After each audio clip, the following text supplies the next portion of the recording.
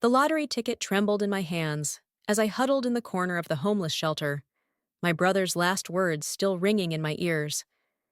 "It's just business, Morgan. You'll figure something out." I never thought I'd end up here.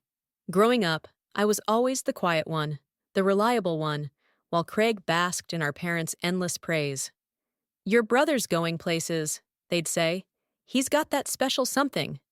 What they didn't see was the darkness brewing behind his confident smile.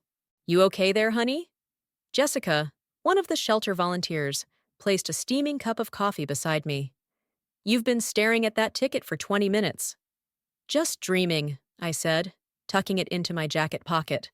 "Sometimes that's all we have left, right?" The events that led me here still felt surreal.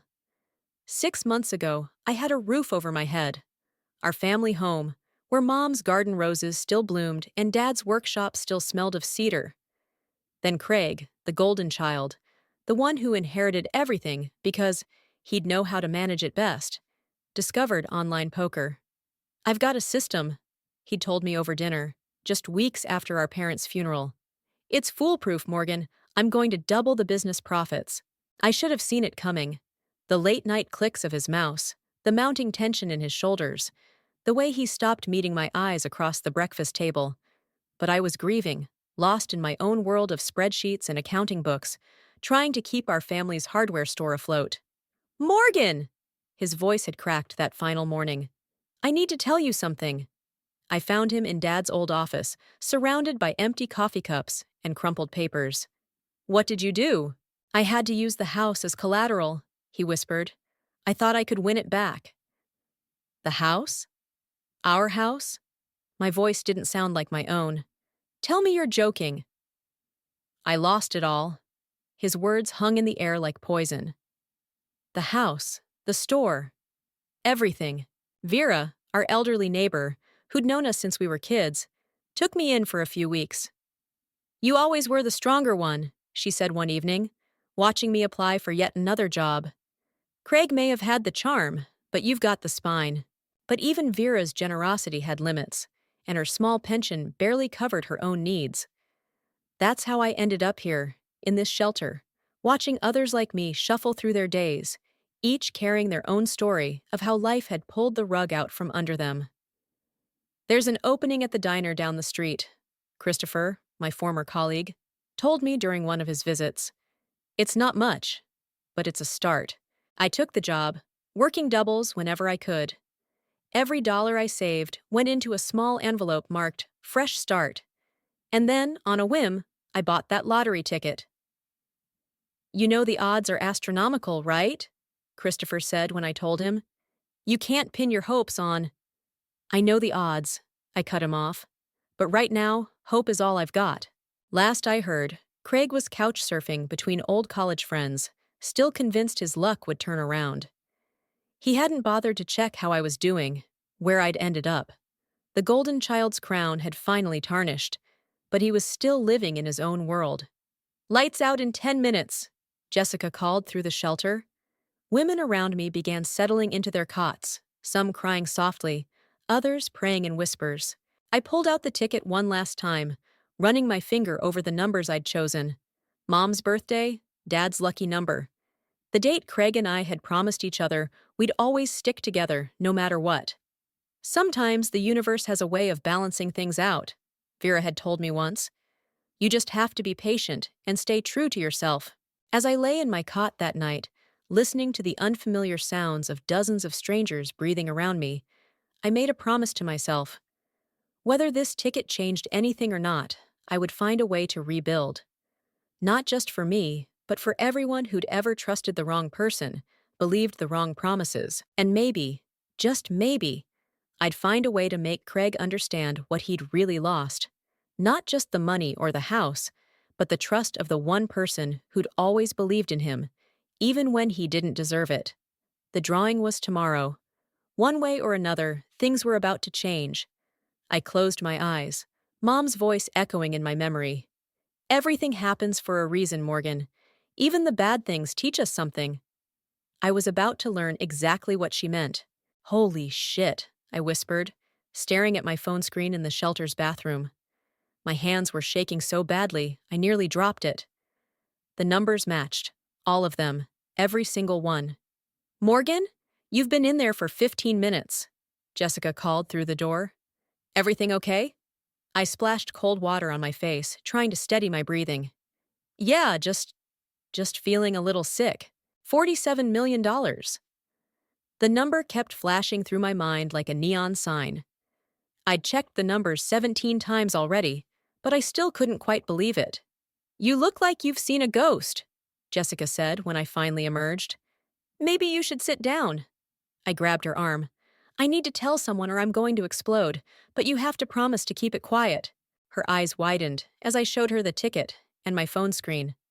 Oh my God, she breathed. Oh my God, Morgan. Shh. I pressed my finger to my lips. I can't let anyone know. Not yet. I need to figure out what to do first. That afternoon, I called Christopher from the payphone outside the shelter. I need your help, I said when he answered. Can you meet me at the coffee shop on 5th? What's wrong? He asked 20 minutes later, sliding into the booth across from me. You sound strange. I pulled out the ticket, now safely tucked inside a borrowed Bible. I won. You won what? His coffee cup froze halfway to his lips. Wait, the lottery? That lottery? I need a lawyer, I said, and someone who knows about finances. I can't screw this up, Chris. I can't end up like Craig, he finished. Don't worry, I know some people, good people. We'll do this right. Over the next week, I met with lawyers and financial advisors, all arranged by Christopher. I signed papers, set up accounts, and made plans, all while still serving coffee at the diner and sleeping at the shelter. The contrast was surreal. You should get out of here, Jessica said one night. Get a hotel room at least. Not yet, I replied. I need to stay grounded. The minute this becomes real, everything changes. And then I saw him. Craig was standing outside the diner during my shift, holding a cardboard sign. We'll work for food, it read. His clothes were dirty, his face unshaven. He didn't look like the golden child anymore. That's your brother, isn't it? My coworker whispered. Should we call someone? No, I said, turning away from the window. He made his choices, but later that night, I couldn't sleep. I kept seeing his face, so different from the confident smile that had once charmed everyone around him. Vera's number was still on speed dial. I saw Craig today, I told her. He looks terrible. And how did that make you feel? She asked, her voice gentle. Angry, satisfied, guilty, all of it at once. I paused.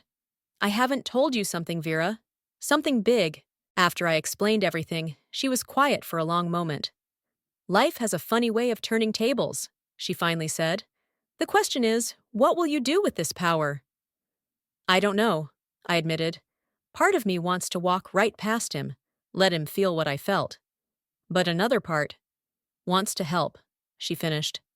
Because that's who you are, Morgan. It's who you've always been. The next morning, I met with the lawyers again.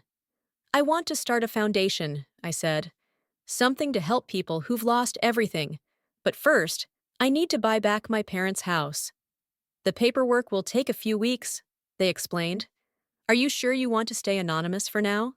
I thought about Craig outside the diner, about the women at the shelter, about all the people whose lives could change with just a little help and guidance. Yes, I said firmly. The money's not the story. What we do with it is. That evening, I walked past the diner again. Craig was still there, but now he was sitting on the curb, head in his hands.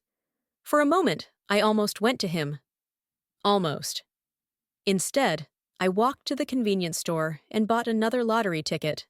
Not to play, but to remind myself of where this all started. Of how quickly everything can change. Sometimes, Jessica had told me earlier, the hardest part isn't getting what you want. It's figuring out what to do once you have it. I tucked the new ticket into my jacket pocket, right next to the winning one. Tomorrow, I would start making real changes. Tomorrow, I would begin building something meaningful from the ashes of what Craig had destroyed.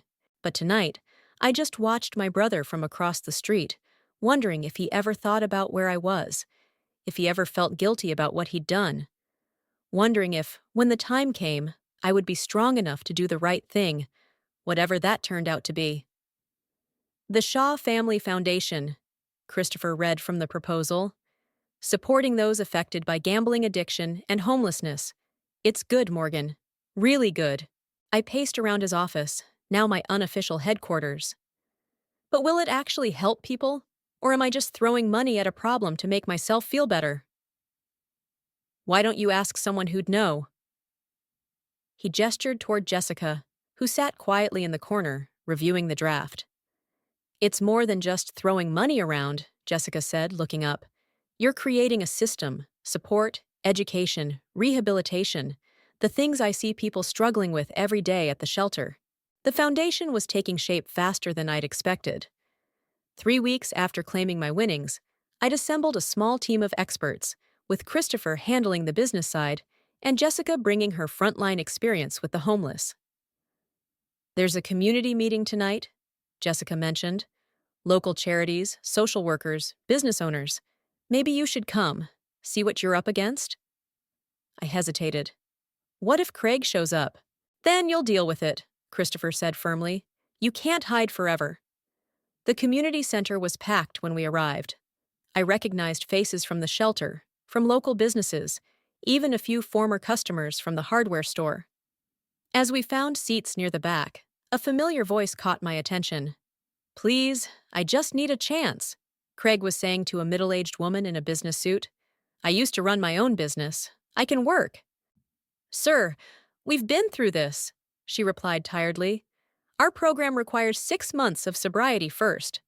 I watched him shuffle away, shoulders slumped. He looked even worse than before, thinner, more desperate. You okay? Jessica squeezed my arm. I don't know, I admitted. I keep thinking about what Mom would do. The meeting started, and various community leaders took turns discussing the growing homelessness crisis. I took notes, recording every challenge, every gap in services. When they opened the floor for questions, Craig stood up. What about people like me? His voice cracked. I had everything, a business, a home. I made mistakes, yeah, but how are we supposed to start over when nobody will give us a chance? The room fell silent. I gripped my notebook so hard my knuckles turned white. That's exactly what we need to address, Jessica spoke up suddenly. And there are new initiatives coming. The Shaw Foundation, for instance. My head snapped up. This wasn't part of the plan. The what? Craig interrupted. Shaw? Like the hardware store? It's a new organization, Jessica continued smoothly, ignoring my panicked look. Focused on helping people rebuild their lives, especially those affected by gambling addiction. Craig's face went pale. He looked around the room wildly, and for a moment, our eyes met. I saw the flash of recognition, the confusion, but before he could say anything, I was on my feet and heading for the door. Morgan, wait! Vera's voice stopped me in the hallway. I hadn't even known she was there. I can't do this, I gasped. I can't face him, not yet. Then when? She took my hands in hers. That boy in there? He's not the golden child anymore. He's just a broken man who needs help, like all the others you want to save. It's different with him, I argued. He had everything and threw it away. He didn't care what happened to me. Maybe, Vera said softly. Or maybe he was sick. Addiction isn't rational, Morgan. You know that. Before I could respond, Christopher appeared. Craig's asking questions about the foundation. People are telling him it's connected to your parents' store somehow. You need to decide what you want to do. I leaned against the wall, closing my eyes. The foundation's first official event was next week. A fundraiser at the very hotel where Craig had lost our family's savings. The irony wasn't lost on me. I want to help people, I said finally, but I don't know if I'm ready to help him. Then start with the others, Jessica suggested, joining us. But don't close the door completely. Sometimes watching others heal helps us face our own demons. I thought about the women at the shelter, about Craig's words in the meeting room, about Mom's voice in my head telling me that family is family, no matter what. Okay, I straightened up. Let's focus on the fundraiser. But no one tells Craig about the money. Not yet. He needs to hit bottom on his own before he can start climbing back up. As we left the community center, I caught one last glimpse of my brother through the window. He was sitting alone, staring at a pamphlet about addiction recovery. For the first time since this all began, I allowed myself to hope that maybe, just maybe, he was finally ready to change. But first, I had a foundation to build and other lives to help rebuild. Craig's redemption would have to wait its turn. Morgan! Craig's voice echoed across the hotel lobby. I froze, halfway through reviewing the fundraiser seating arrangements with Jessica. Morgan, please, just talk to me. I turned slowly. He looked terrible. Worse than at the community meeting.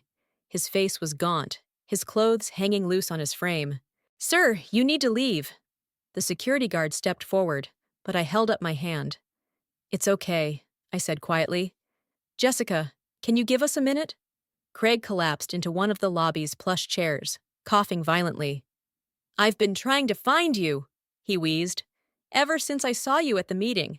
You're behind this foundation, aren't you? How did you figure it out? The name, the focus on gambling addiction. Then I started asking around.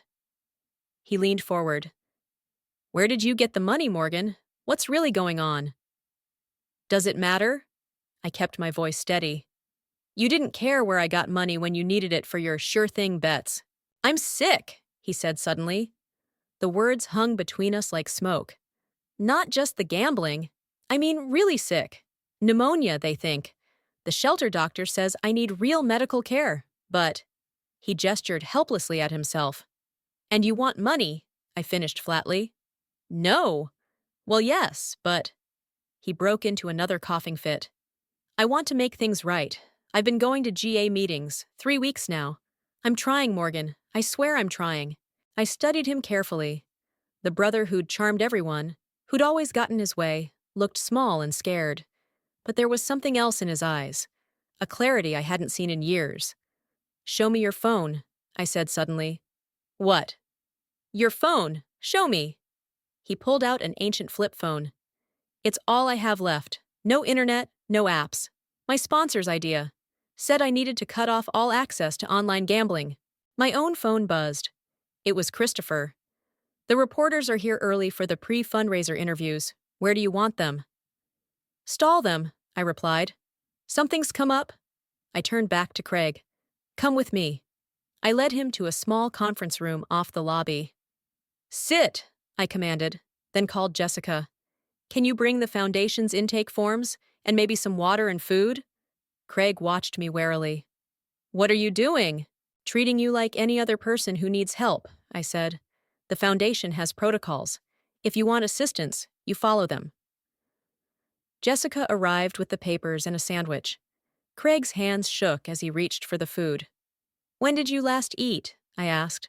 Yesterday? Maybe? He took a huge bite, then forced himself to slow down. The shelter's been full. I've been sleeping in the park. While you're sick, Jessica interjected. Why didn't you come to me? Pride? He mumbled. Shame. Take your pick. I watched him fill out the forms, noting how he documented every debt, every rock-bottom moment. When he reached the family history section, his pen hesitated. I destroyed everything, he whispered. Mom and Dad's legacy, your home, your trust. I kept thinking one more bet would fix it all. The foundation requires all participants to undergo medical evaluation, Jessica explained gently. We have partner clinics. We can get you treated for the pneumonia, but you'll need to stay in the program. And attend all GA meetings, I added. No exceptions. I will. He nodded vigorously, then doubled over, coughing again. I'll do whatever it takes.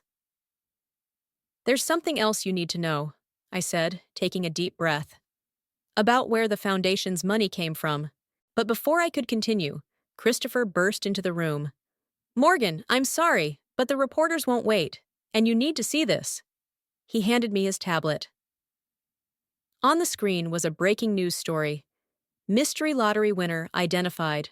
Local woman rises from homelessness to philanthropy. Craig's eyes widened as he read the headline over my shoulder. You, you won the lottery? The night before I ended up in the shelter, I confirmed. The universe has a sick sense of humor. He slumped back in his chair, tears streaming down his face. All this time, you could have.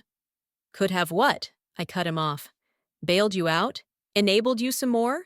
You needed to hit bottom, Craig. We both did. Jessica touched my arm. The reporters are waiting. What do you want to do? I looked at my brother. Really looked at him. The golden child was gone, replaced by someone who finally understood the cost of his actions. But maybe, just maybe, there was hope for something new. Get him to the clinic, I told Jessica. Start the intake process. I'll deal with the press. I turned to Craig. This is your one chance. Don't waste it. He grabbed my hand as I stood to leave. Morgan, I'm sorry for everything. I know, I said softly. Now prove it. Ms. Shaw, how does it feel to go from homeless to multimillionaire? The reporter thrust her microphone toward me as camera lights blazed. The money isn't the story, I replied, sticking to the script Christopher had prepared. The foundation's work is what matters. But surely your own experience with homelessness influenced. Another reporter started. Yes, and so did watching my brother gamble away our family's legacy. I cut in, surprising myself. The room fell silent. Christopher shot me a warning look, but I continued. That's the real story here. How addiction destroys families. How easy it is to end up on the streets. And how much harder it is to climb back up without help. The headlines the next day were predictable. Lottery winner's brother gambled away family fortune. Rags to riches, a tale of two siblings. Local woman's revenge, helping others while brother hits rock bottom. They're calling you a saint, Jessica said, dropping a stack of newspapers on my desk. And Craig, well, I've seen the articles, I sighed. How is he doing at the clinic? Stable. The pneumonia's responding to treatment. But he's seen the coverage too. It's not helping his recovery. I stood by the window of my new office, watching the city below. The foundation headquarters occupied the entire top floor of a downtown building. Sometimes I still couldn't believe how much had changed in just a few months. Morgan, Vera's voice came from the doorway. There's something you should see. She led me to the conference room where Christopher was watching a news broadcast. On screen, a familiar building appeared. Our old family home. The current owners are selling, Christopher explained. They're calling it the Lucky Lottery House now.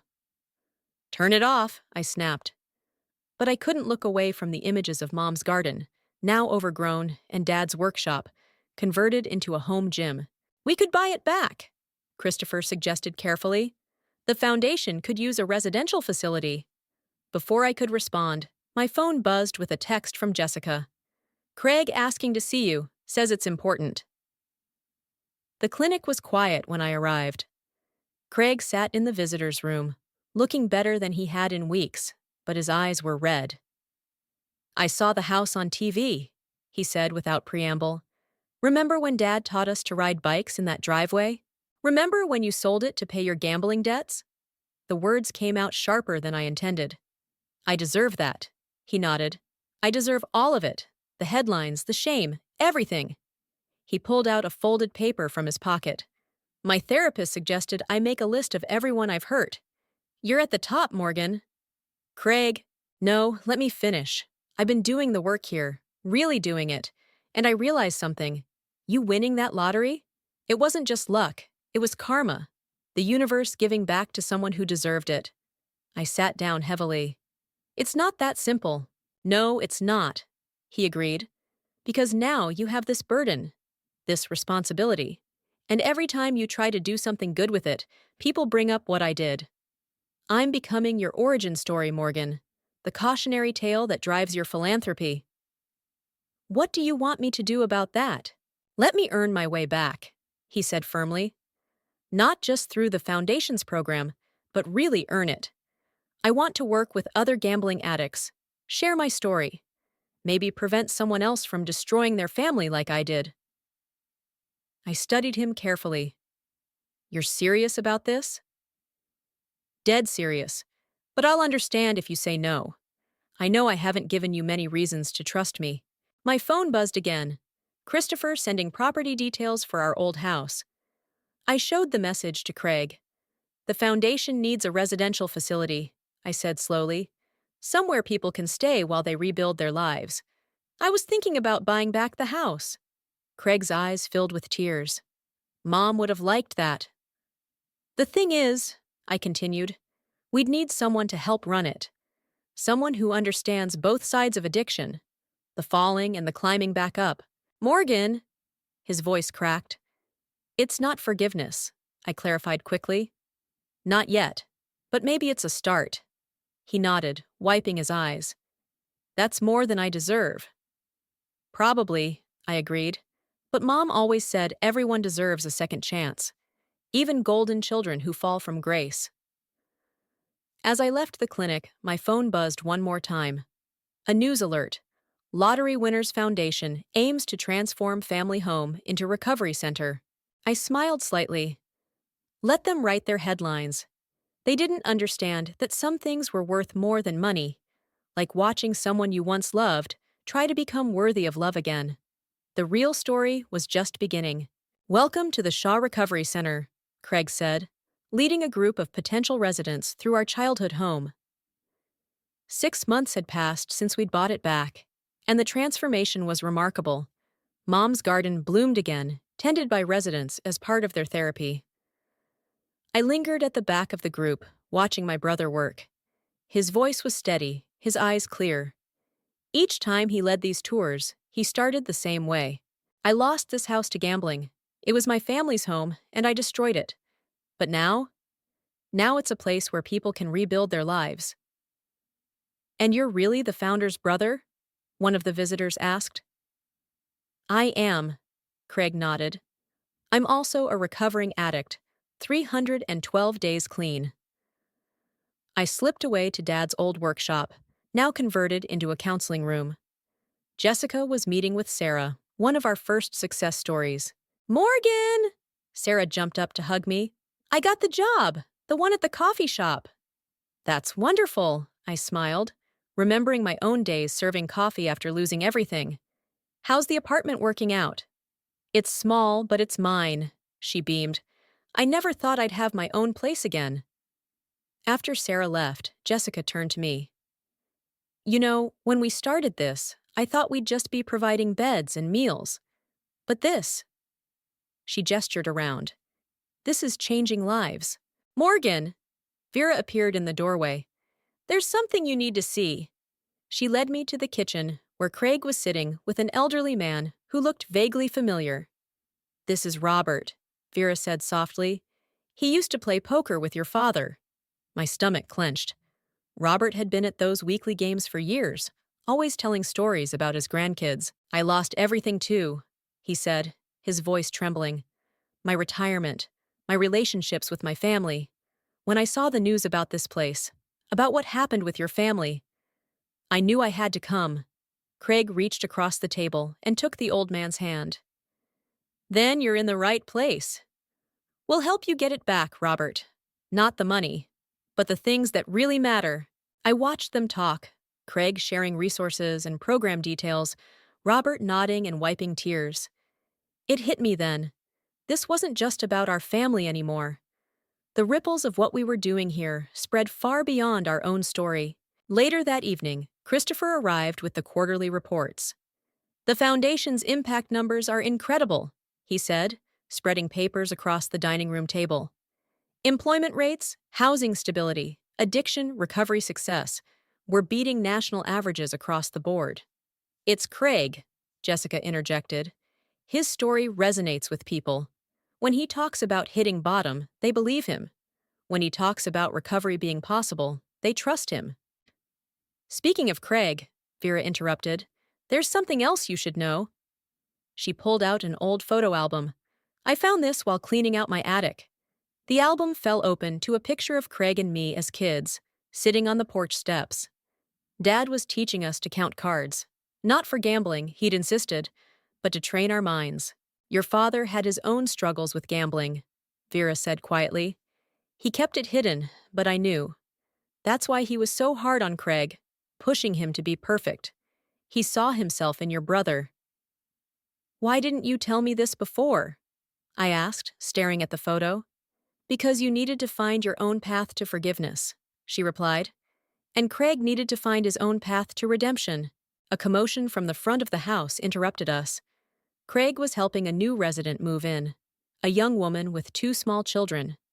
We've never taken families before, I said, surprised. The board approved it this morning, Christopher explained. Craig made a pretty compelling case, something about breaking the cycle. I watched through the window as Craig helped the little boy carry his backpack inside. The kid was clutching a worn teddy bear, looking scared and lost. Here's the best part, Craig was saying, kneeling down to the boy's level. See that garden?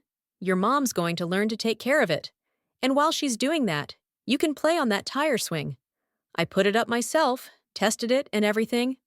The boy smiled for the first time, and something in my chest loosened. He's good at this, Jessica observed. Really good. He is, I agreed. Maybe that's what all that charm was meant for all along. Vera squeezed my hand. Your parents would be proud of both of you. As night fell, I found Craig sitting on the porch steps, in the exact spot from that old photograph. Good day? I asked, sitting beside him. The best, he replied. You know what Robert told me? He said coming here felt like coming home. Not because of the building, but because finally, someone understood. We sat in comfortable silence, watching fireflies dance in Mom's garden. The house behind us hummed with new life, new stories, new chances at redemption. Sometimes the best revenge isn't getting even. Sometimes it's creating something so beautiful from the ashes that people forget there was ever a fire at all. I can't do this anymore, Craig's voice cracked as he paced my office. I just can't. I looked up from the foundation's paperwork, instantly alert. After nearly a year of progress, I knew that tone. It was the sound of someone teetering on the edge. What happened? Robert relapsed, he said, collapsing into a chair. After everything we did, all the progress, I found betting slips in his room during inspection. Where is he now? In his room, crying. Says he lost his grandkids' college fund. Craig's hands were shaking. I keep thinking, that could be me. One bad day, one moment of weakness. I reached for my phone to call Jessica, but Craig stopped me. There's more, he whispered. When I saw those betting slips, I felt it. That old rush. That voice saying, maybe just one bet. The air seemed to freeze between us. This was the moment I'd been dreading. The test of whether all this progress was real or just another performance from the golden child. What did you do? I asked carefully. I called my sponsor. Went straight to a GA meeting. He pulled out his 1-year sobriety chip, clutching it like a lifeline. But Morgan, what if I'm not strong enough to help these people? What if I'm just pretending to be someone I'm not? Before I could respond, Jessica burst in. We've got a situation in the garden. The new family, their dad showed up. We rushed downstairs to find a man shouting at the young mother we'd taken in last month. Her kids were crying behind her, while several residents formed a protective circle. You can't hide here forever, Linda, the man yelled. Those are my kids, too. Craig stepped forward, his earlier uncertainty vanishing. Sir, you need to leave. This is a private facility. Who the hell are you? I'm someone who understands losing family to addiction, Craig said calmly. But you're scaring your children right now. Is that what you want? The man faltered, looking at his crying kids. I got clean. 3 weeks now. I want to make things right. Then do it the right way, Craig replied. We have a family counseling program. Sign up, do the work. Show them you mean it. I watched my brother handle the situation with a steady grace I'd never seen before. This wasn't the charming facade he'd once hidden behind. This was something real, earned through his own hard work and pain. Later, after the situation was resolved, and Linda's ex-husband had signed up for counseling, I found Craig sitting with Robert in the workshop. I'm so sorry, Robert was saying. I've let everyone down. No, Craig replied firmly. You slipped. There's a difference. Now we adjust your recovery plan and keep going. Remember what I told you about my sister? That she gave you a second chance? She gave me a second chance after I destroyed everything. Craig looked up, meeting my eyes in the doorway. But it wasn't free. I had to earn it every day, still do. I stepped into the room. Robert, would you give us a minute? After he left, Craig turned to me. I almost ran away today. When I found those betting slips, my first thought was to pack a bag and disappear. Easier than facing another failure. But you didn't. No? He smiled slightly. Turns out I'm stronger than I thought. Or maybe just more stubborn. Dad would say those are the same thing. I sat down beside him. Vera told me about his gambling. Did you know? Craig nodded slowly. I found his old betting records once, hidden in the workshop. Never told anyone. Guess that's when I started thinking it was normal, you know? Like father, like son. But you broke the cycle, I said softly. We both did. Morgan. Jessica appeared in the doorway. The TV crew is here for the documentary interview. Tell them we'll be right there. I stood up. Ready to tell our story again? Craig touched the workshop wall, where Dad's old tools still hung. You know what I realized today? Every time we tell our story, it helps someone else write a different ending to theirs. Even when it's hard? Especially then, he said, because that's when it's most real. We walked together toward the front of the house, where cameras were being set up in Mom's garden. The roses were blooming, tended now by Robert and other residents working through their recovery. 1 year ago, Craig said quietly, I was holding a cardboard sign outside a diner. Now I'm helping others put their lives back together. Sometimes I still can't believe it. Believe it. I squeezed his shoulder. You earned this. We both did. The camera crew waved us over, ready to capture our story of redemption and second chances. But they didn't know the whole truth. That sometimes the hardest person to forgive isn't the one who hurt you, but the one you see in the mirror every morning. Craig and I had both learned that lesson the hard way, and now we were teaching others to learn it too. And the winner of this year's National Recovery Foundation Award goes to... The announcer paused dramatically. The Shaw Recovery Center! The ballroom erupted in applause as Craig and I walked to the stage together. Behind us, I could hear Jessica and Christopher cheering, while Vera dabbed at her eyes with a tissue. This isn't just an award, Craig said into the microphone, his voice steady and clear. This is proof that rock bottom isn't the end of the story. I stepped up beside him. When we started this foundation, people called it a revenge story. The lottery winner and her gambling addict brother. But they missed the point. The point, Craig continued, is that every single person deserves a chance to rewrite their ending. Even when they've burned every bridge. Even when they think they're beyond saving. After the ceremony, we gathered in the hotel bar. Not to drink, but to celebrate with our extended family of staff and residents. Robert was there with his grandchildren, rebuilding those precious relationships day by day.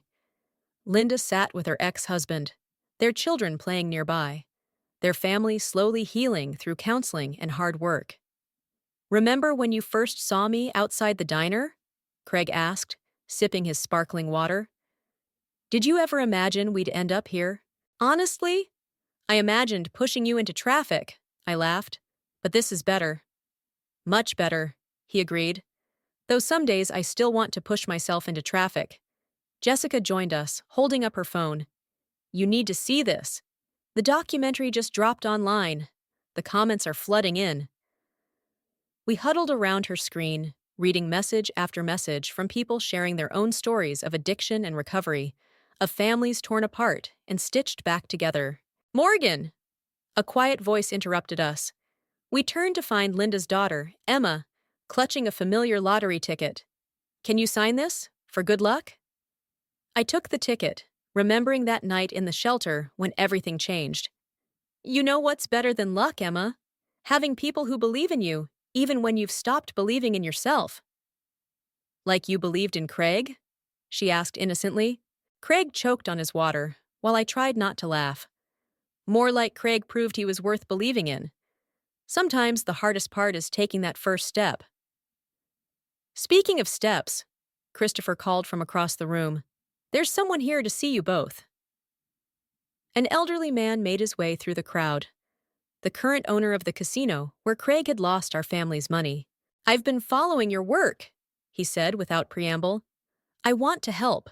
My casino's profits, I'd like to direct a percentage to your foundation for a dedicated gambling addiction program. Craig's hand found mine under the table, squeezing tight. Why? I asked. Because I've spent 30 years profiting from people's addictions, the man replied. Maybe it's time I helped some of them find their way back. Later that night, Craig and I sat on our old porch steps, just like we used to as kids. The recovery center was quiet, its residents sleeping safely inside what had once been our childhood home. You know what Mom used to say? Craig broke the silence. That everything happens for a reason. I used to hate that saying, I admitted, especially after you lost everything. But she was right. If I hadn't hit rock bottom, if you hadn't won that lottery, none of these people would be getting a second chance right now. And if you hadn't done the work to earn back trust, none of it would have mattered, I added. A light flickered on inside. Robert, heading to the kitchen for his late-night tea. Through the window, we could see him pause to straighten a family photo on the wall. Not his own family, but a picture of all of us at the center's first graduation ceremony. We're not just helping people recover from addiction, Craig said softly. We're helping them find their way home. Home isn't always a place, I replied, thinking of that homeless shelter where my journey began. Sometimes it's just knowing you're not alone anymore. Craig pulled out his sobriety chip, now worn smooth from constant handling. Thank you, he said simply, not just for the second chance, but for making me earn it. Thank you for proving me right. I bumped his shoulder with mine. Even if you did take the scenic route to get here. Inside, more lights were coming on. Early risers preparing for morning meditation in Mom's garden. Lives being rebuilt, stories being rewritten, one day at a time. The golden child was gone, replaced by something better. A brother who had learned that true strength comes not from charm or luck, but from facing your demons head-on and helping others face theirs. And me, I'd learned that sometimes the best revenge isn't revenge at all. Sometimes it's sitting on your childhood porch with your once-lost brother, watching the sun rise over a garden full of second chances. Ready to start another day? Craig stood, offering me his hand. Always, I smiled, taking it. We've got more stories to help write.